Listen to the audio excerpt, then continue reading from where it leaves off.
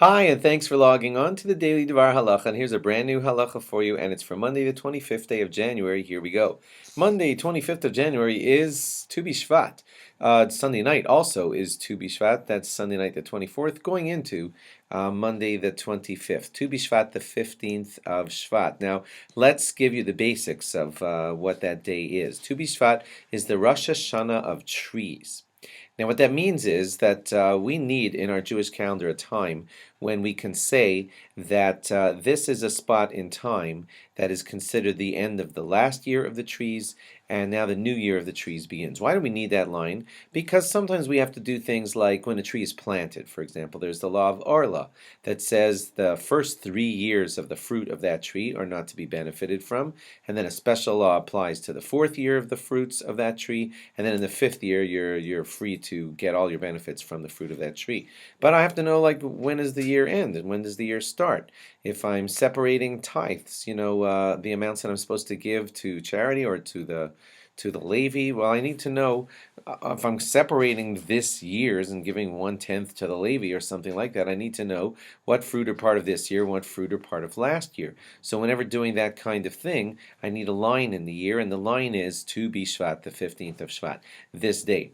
The reason that this day is chosen, the rabbis say, is because that the rains, at least the way we follow it in Israel, the rains of the year are pretty much done, generally speaking, at around Tu BeShevat, and then the new season begins, and so that's a natural demarcation for trees. For us city folk who don't have a lot to do with agriculture, you won't feel a lot of activity change on the day of Tu BeShevat. There's no Yom Tov or anything like that, but Tachnun is not recited, and you are supposed to try to eat things like the fruits of Israel, like olives, dates, grapes, figs, pomegranates, things like that. It's a wonderful idea to eat those, and also to try to eat a new fruit and make a shechianu if it is possible for you. We end up speaking a lot about the beauty of the land of Israel and the wonderful fruit of Israel on the day of Tu BeShevat, and we also believe that it's the day the trees are judged.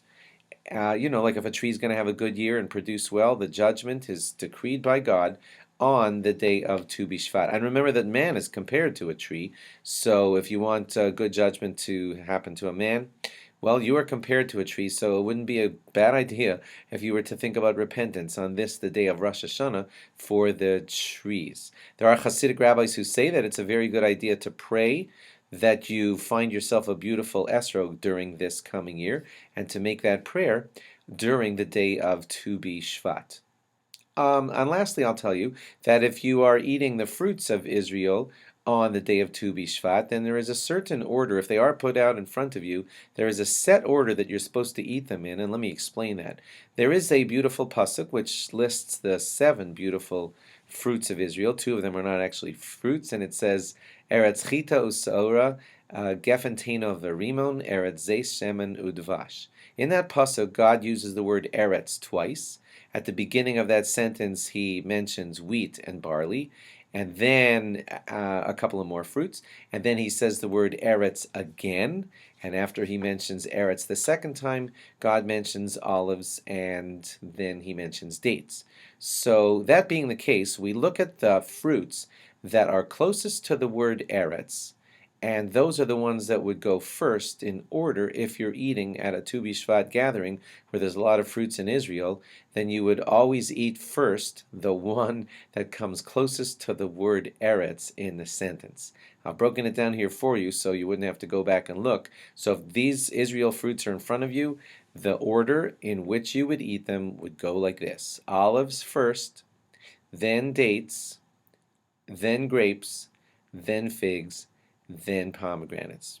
I know some of you don't think of an olive as a fruit, but it is. It grows on a tree. So again, the order would be olives first, then dates, then grapes, then figs, then pomegranates.